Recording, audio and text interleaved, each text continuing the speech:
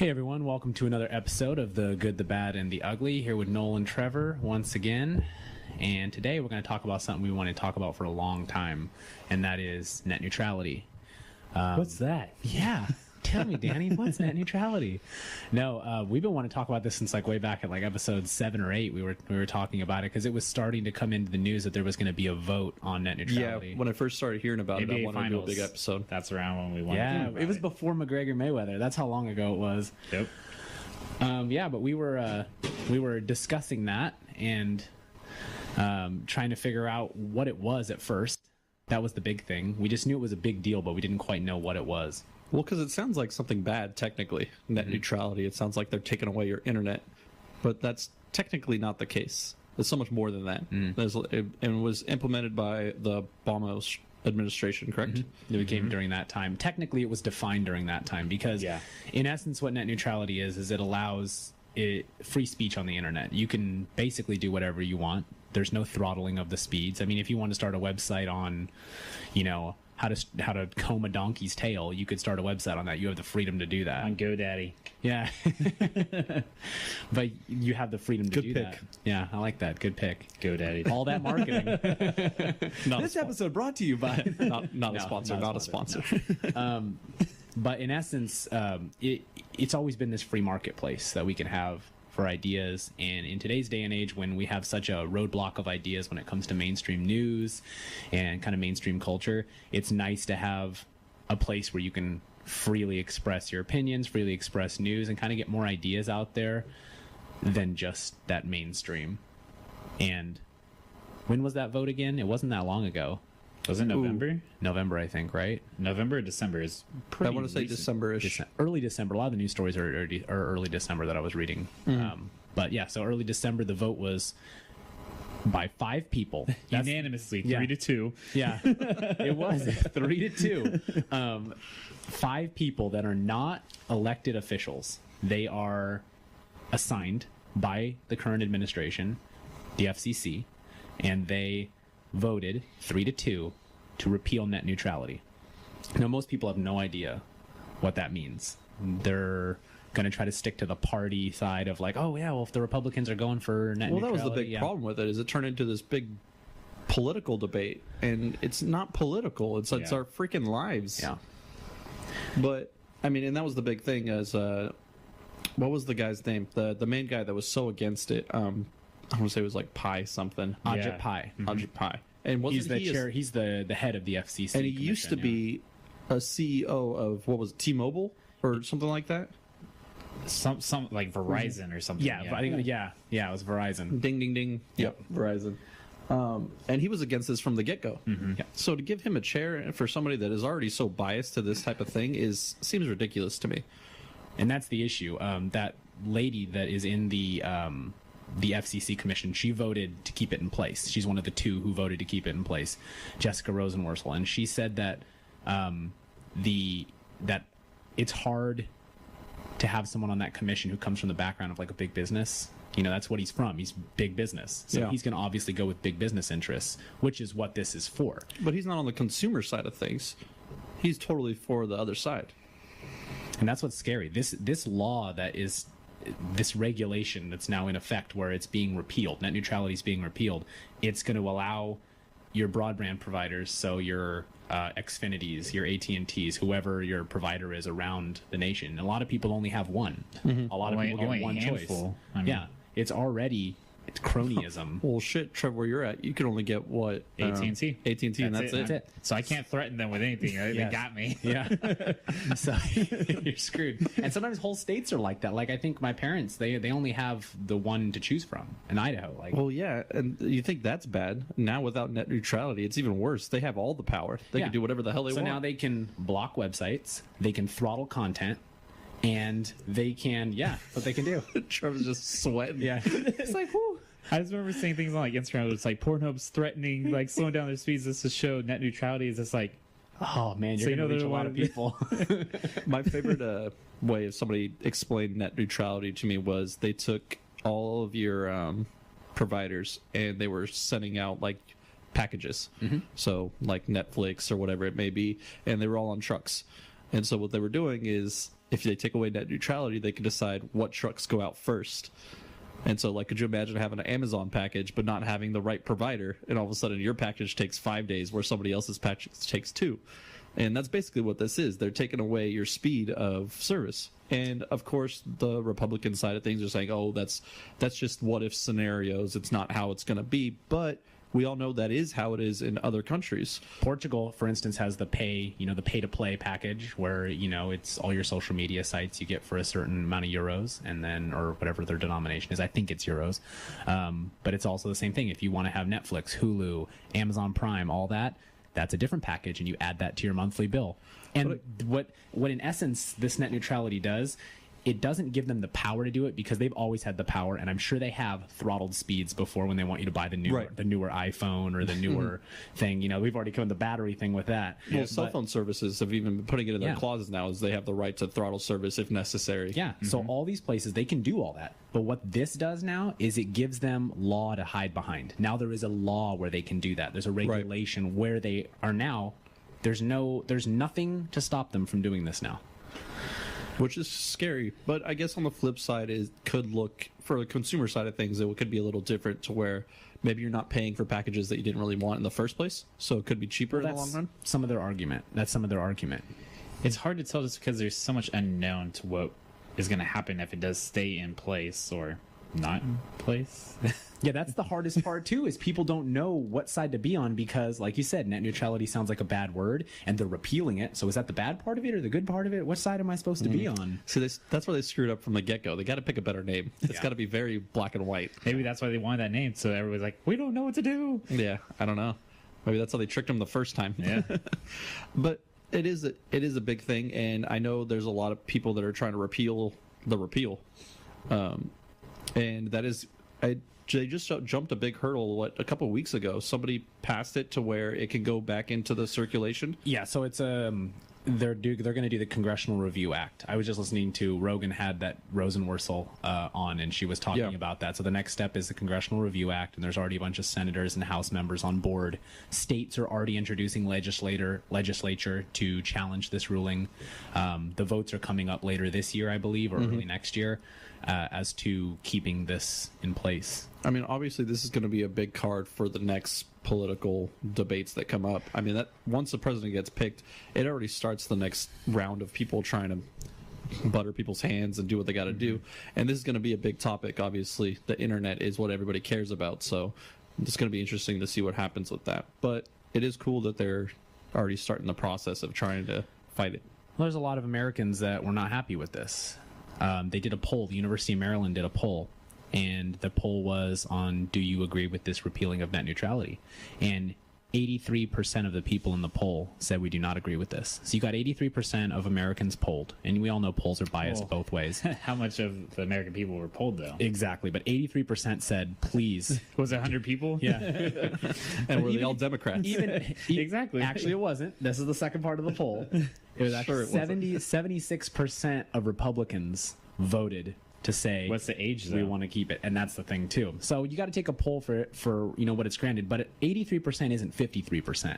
83% is a large amount of people. So even giving that That's variance heavy of polls, majority. yeah. So 17% of people wanted to do what these three people did, and they're not even elected officials. That's what gets me. This is what always concerned me with as far as politics, and like especially this, something that with the internet, and it affects so much of a younger generation, not so much the older generation, is when they do polls and stuff like this, or when there's votes for it, it's all people that aren't really affected by it. I mean, if you think about it, who uses the internet, who uses the streaming, all that, it's all probably range from 12 to 18, 24-year-olds, and maybe a little bit more. I'd go a little bit higher now, but maybe before. It was a younger generation. My parents don't stream. As much as you try to even teach them what streaming is, they don't even know. Netflix is the biggest thing that they know. So, but that's streaming. It is streaming, yes. But I mean, look at what everybody else is doing. I mean, kids nowadays getting apartments, they're not even getting cable TV. Only streaming services. Don't have it. Just streaming services. That's all I have. And to be able to control their speed of service is, I mean. The shitty thing is the people that should have been voting and probably talking to their senators and stuff are those young kids, and they don't even realize what they missed out on. That's the scary thing. The scary thing is it's going to happen, and we're not even going to realize it's happening. You're not even going to realize you're being steered towards the content that these companies are getting the money for to steer you there. Yeah. You know, if he had Eddie Wong on the same podcast, and Eddie Wong was talking about how if Comcast Xfinity decides to start a new streaming service tomorrow, and say they call it Zulu. This is what he calls it. He's like, say they call it Zulu. And Zulu is their streaming service, and they hold all the ability to throttle content and, you know, slow down everything else. They might be able to charge Netflix and Hulu exorbitant amount of money. That's exactly just to stay on the same playing field with their streaming service. So it's that's the big fear. Exponential growth for these internet companies. Which you know they're going to do, because every company has the power to do that, especially cable companies. They have the power to create their own service. Look at Comcast now to what it was before.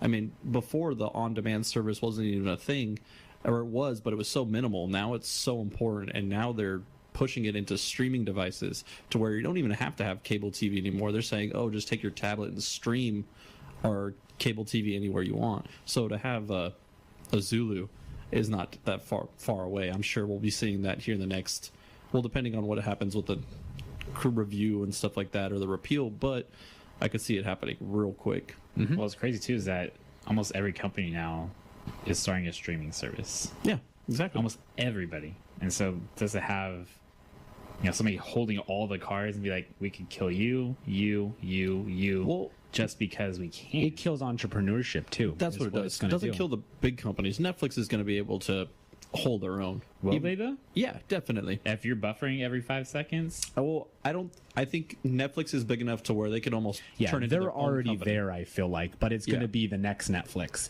Like, if Blockbuster had the power to do this and shut out Netflix, they might have done that. Yeah. They might have shut out this new and that's the thing.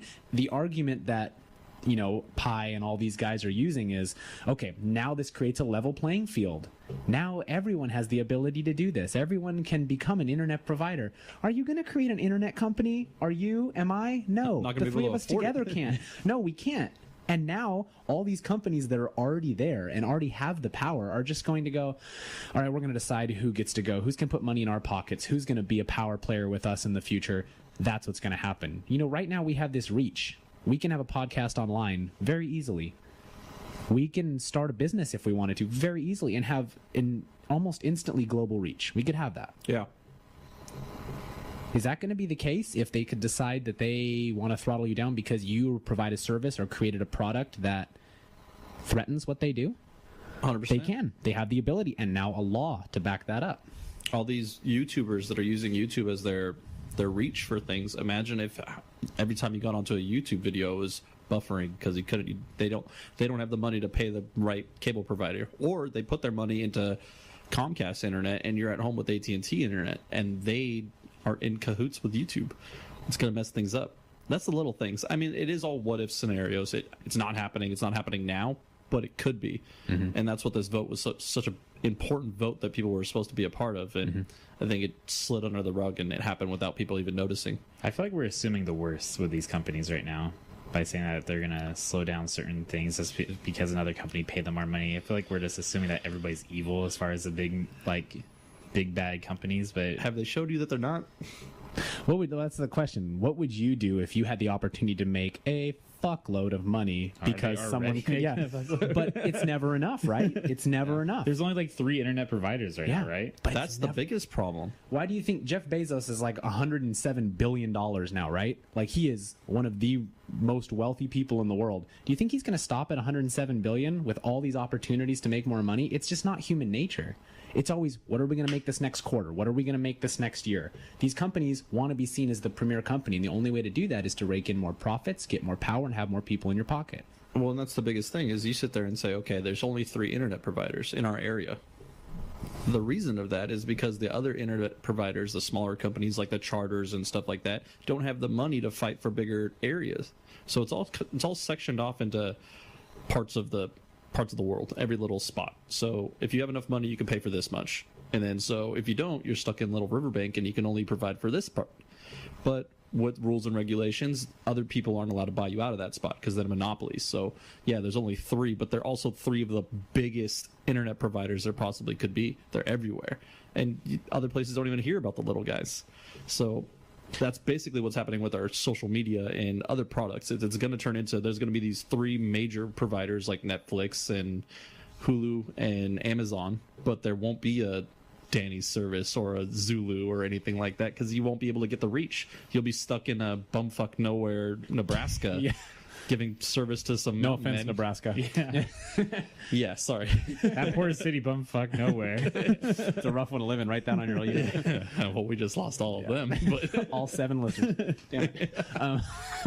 No, the crazy thing is too, is it's really only the generation that it's like older people don't, I think, understand that. I'm speaking very generally. I'm sure there's a lot of people, older people, that really understand the internet very well. But if you were to take try to save face, I'm over here bashing on Nebraska. Big demographic of older people above a certain age that don't, I think, understand the power of the internet and how integral it is in today's life, because it's happened so fast. It's happened in 20 years. And I think that children have always had the internet, so they don't realize how integral it is in their life. It's just a part of what they do. So it's left to this little middle generation that remembers what it was like to have dial-up and remembers what it was like to not have the internet. Yeah. And now seeing how wonderful of a tool it is and what it's done for people. I mean, in a 40-year-old's life or a 35-year-old's life, they have seen how their friends, their family lives might have changed by starting an internet business, by doing something online where that opportunity wasn't provided before. And to think that that could be something that future generations won't be able to have or experience that opportunity, I think that's the demographic of people that has the only real chance of understanding what's happening here. It's a really cool way to think about it. So if you look at the older generation, and like you said, some of them understand what the internet and how powerful it is and what it could mean. And then there's some of the older generation that just, it's evolved, but they still don't understand it because it all happens so fast. It's just, they don't get it. It's like the fidget spinner to us. It's like, it's cool, but it doesn't make any sense. Mm-hmm. And then It's there's already died. yeah, and then there's the young generation that only knows the internet for what it is. It's this free, open space. You can do anything you want with it. It's great, and it'll always be there because it's been there since they were born. It's nothing new to them. They just think it's just like driving or seeing a car driving on the road. That's just normal to them. And then there's us, I guess the millennials or whatever you want to call us. We saw it from, like you said, with the dial-up. And then we see it to where it's almost getting taken away because of these rules and regulations, and we're understanding the importance of it all. And so that's why it's so important for our generation to pay attention to stuff like this, because we're basically paving the path for that younger generation. It's crazy to me how, if you say net neutrality, and how many people don't even know what it is and how important it is. I mean, it was bigger than our presidential election, I think. I really do too, because the presidential election is going to shape the next few years. It might go a little bit past that person's term. Yeah. But in all reality, we're going to get someone that's totally the opposite in the next election. It's going to happen. They're not going to vote for anyone like Trump, probably in the next foreseeable future. Right. But the big thing is, right now, this could shape how we live 100 years from now, 200 years from now, because this could shape where technology goes. Is it going to go towards big business, become like somewhat dystopian like that, or is it going to be something where it's still going to be this free space? Because the internet kind of snuck in there before the government got a hold of it. Yeah, it kind of did. It happened so fast, people didn't understand what it was. Definitely. And it's just it's really sad that it could go away. And 9 out of 10 people I talk to have no clue what this is. Damn, government controlling everything. Well, that was the weirdest argument. And I pay taxes. That was the weirdest argument I got from people saying that, like, oh, net neutrality, it's just the government putting more rules and regulations on people, and like making it sound like the government was doing something wrong to the American people. And they were like, oh, we gotta get the government out of people's pockets and stuff like that. But the only pockets they're in were large businesses trying to monopolize the consumers. The government wasn't stepping in trying to get in our pockets. They were trying to save our pockets and save our free internet. So it was a weird situation where you had people, especially with this political craziness with Trump and everything like that, and how everybody is so against the government and saying the government's getting too involved and we need them to step out and let America be America again. It's the exact opposite of what everybody's voting for this net neutrality thing. Is people are voting for the government to step out when they need to stay where they're at and show that there needs to be regulations. it's a weird way to look at it, because you hear regulations, it's kind of like the gun control. You hear regulations and you automatically think, oh, they're taking it away from us, they're putting their hands where they don't need to be. But no, sometimes regulations are necessary. And this is in one of those situations where it's completely necessary and people miss the mark. Yeah, it's something it's helpful. So does government need to make a constitutional right for internet then? Is that free how and they open internet? Yeah, because that's the one thing that gun ownership has to fall back on. It's in the Constitution. There's nothing that the government can do to take that away from us. That's our right as Americans. Man, wouldn't that be something? It might already fall into it and people not realize it. It is a freedom of speech issue because a lot of our speech doesn't happen person to person anymore. Not anymore. It happens. True. It That's happens like 1%. in blogs online. It happens in articles. It happens in the ability to express yourself through ones and zeros. You know, it happens. It happens through this weird thing that's in the air around us because of these broadband providers. We don't get that at all. But yeah, it's a freedom of speech issue. It really is, and we So- don't realize it. So you're saying it's almost like it could get to the point where they're having to pay for people to be heard. To where In a it's sense. unconstitutional because you're blocking somebody's freedom of speech. Right. Yeah, because But it I is guess scary. they would sit there, you're going to be heard, you're just going to be heard 10 minutes later than this guy. But say we're having a different conversation in a different podcast and we decide to tell a joke that puts down Comcast in 2 years. We're still recording in 2 years, which would be pretty cool. But, you know, we say a joke about Comcast. I mean, we're not saying that they would say, okay, we got to just kind of push these guys down. Shut off their, don't give them the ability to upload anymore. Oh, sorry, your podcast site crashed, you know, that kind of thing. But they would have the ability to do that, and it would be backed by law. They could do what they want with the service that provides. But does that law supersede our freedom of speech? That's the issue. It's not connected to that yet. Exactly. And But it will be at some point. Hopefully. You think so? Hopefully. I mean, that scenario right there just it's a scenario, but doesn't mean it would change anything. But are the people who would link that freedom of speech, are they those 65-year-olds that don't quite understand that the internet is a platform for free speech now? I see. Okay, now I'm seeing both sides. I see what you're saying. We got to update the Constitution. Yeah. And I see where you're coming from for a situation of why we would have to. But now, will it ever happen though? Because that's the big thing is we're now in 2018 and we're looking at a Constitution that hasn't been rewritten since the day it was made. well, they've been additions to it. Additions to, but to revise.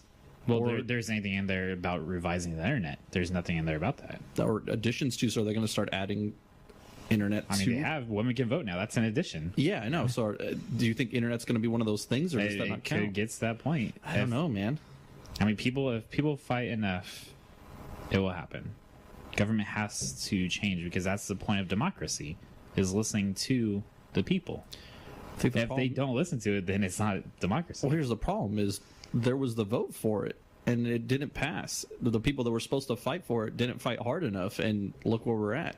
So either the system needs to change, or maybe we're wrong. Maybe we're sitting here saying, "Man, net neutrality is really it needs to be there, this and that," but maybe we're wrong.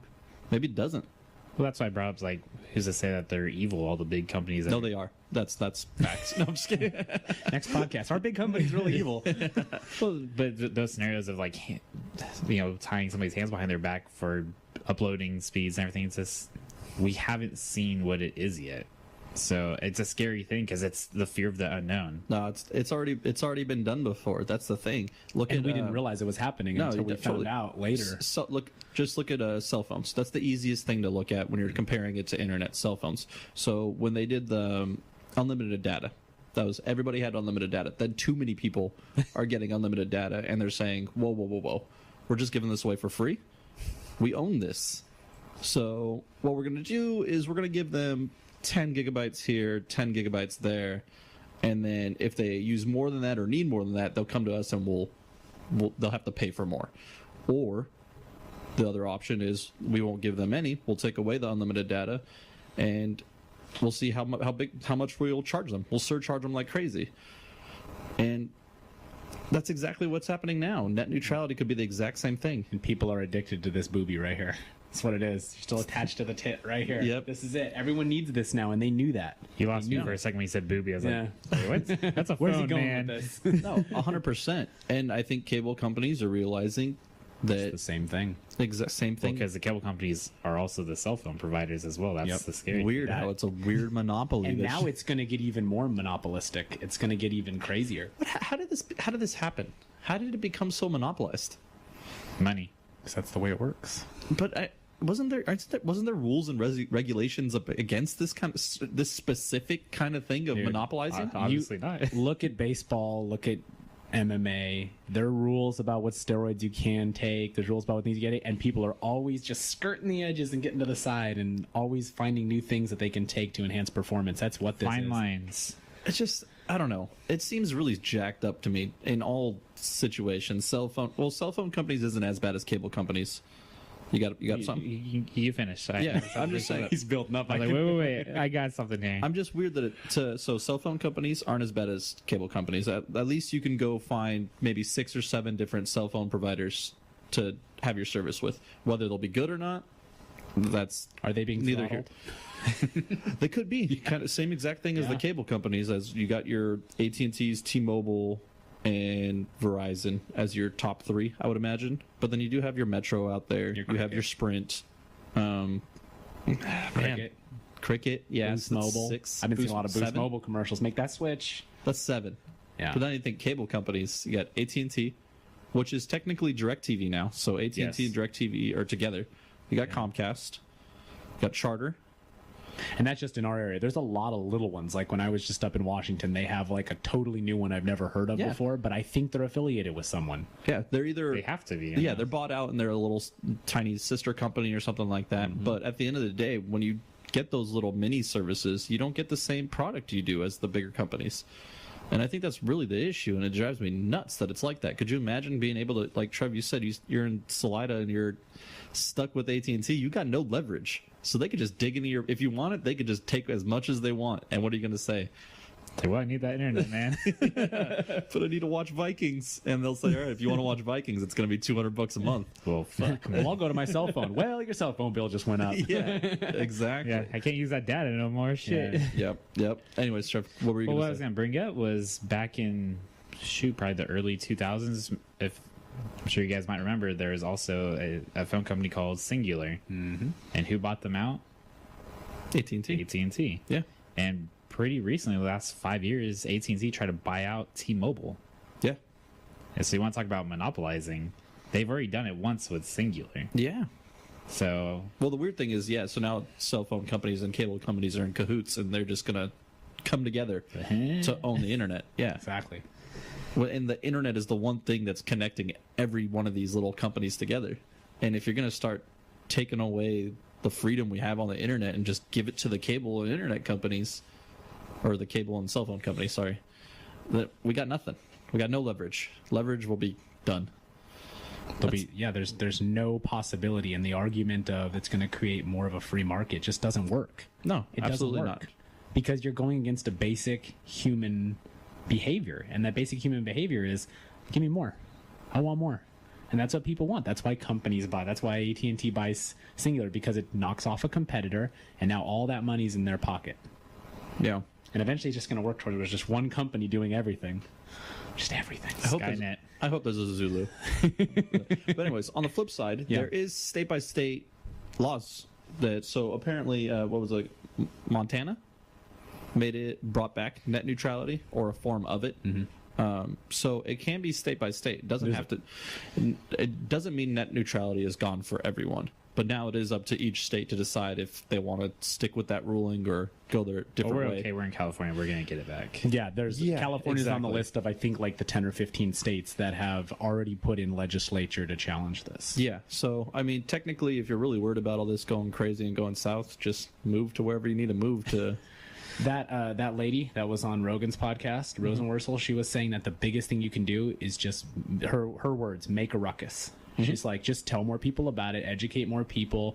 She goes, the old phone call to the Congress person, she's like, that still works as good as it did back in the old days of the telephone. She's like, that still works amazing. Write letters. She goes, because all those people actually have to respond to that. It's physical no. stuff, you Right, know? and not only making the phone call, it's so easy now. You can literally Google it And they have websites where you could literally just like click a button. Yeah, they link you where you need You to go. click Put your button, email address in, and you just signed. It asks you a question. Yeah, you click yes. You verify yourself on your email, and boom, you just told your Congress that you want this to happen. I did that when they were doing the whole national parks thing. They were going to shut down all those national parks or trim the size of them, and Trump just got that one passed where he cut down a couple of national monuments. But it worked the first time. We stopped it the first time, but he still snuck a few in there. What's crazy is that how last jab in. how on top of it you have to be just to protect your rights of what you want and this and that. It's like you would think there'd be people out there fighting the same fight as you, but at the end of the day, everybody's just trying to keep an eye on their pocket and make sure that they're doing good by them. Nobody cares about everybody else. Well, that's what everybody thinks about. That's not good, man. It's not a good life to live.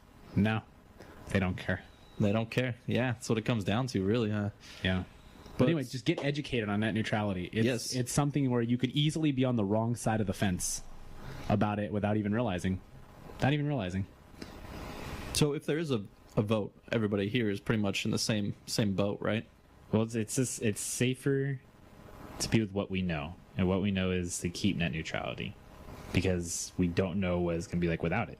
I mean, we did, but it just wasn't as big. Because I mean, net neutrality wasn't around for very long. Yeah, it's been around for what, 4, 5, 6 years? I think it's a little longer than that when it was essentially put into, on paper, basically, right, or on the internet. But when it was put down, it had already been being practiced. But what the government saw was that these companies were going to start taking advantage of this now that they learned what the Netscape was like and how it was going to work. That was the biggest thing, is when net neutrality came about because the internet became what it is now. Because the internet wasn't what it was today. I mean, even for us, and let's just think maybe middle school, even freshman year. Oh my God, that just gave me chills. I thought you were doing Chewbacca for a second. Well, just in the last 3 years since it was put into effect, or 4 years now, I mean, how much has changed? Yeah, exactly. The internet has grown. It's like, have you guys seen the movie Evolution? Yeah. With the shampoo thing at the end, right? Danny, I don't know if you've seen it. Probably not. This is even homeschooled. Yeah. So there's these aliens that come out of nowhere, whatever, and there's an element in shampoo that makes them just like super grow. It's like, it's one of those ones with 17 X's and Y's and L's in the back of the shampoo bottle. We've all read the back of the shampoo bottle. No, it was fire. Fire makes them. Shampoo is what stops. Yeah, fire is what makes them explode. But there's a little scene in there where it's a little petri dish of whatever this alien's genes or whatever, and they throw a match and it hits it, and then it just expands like crazy. That's kind of like the internet. Started in this little petri dish of just something, and then it freaking turned into, it's taken over the whole world. It's like weeds in your backyard. Yeah. And you miss pulling one, and all of a sudden they're everywhere. We've advanced how much? I mean, just since like say 1900. Just where were we in 1900? We weren't even in planes yet. And now I can talk to someone on the other side of the world just like that. Which is crazy to me. Why don't other laws and stuff adapt like the world has had to adapt? Doesn't make sense that we have laws that we're following from so far back when, but we're in a situation now where everything is so different. Nothing is like it was 20 years ago. Nothing. It's completely different. From the minute you wake up to the minute you go to bed, the world is not the same. And I think the world needs to catch up real quick.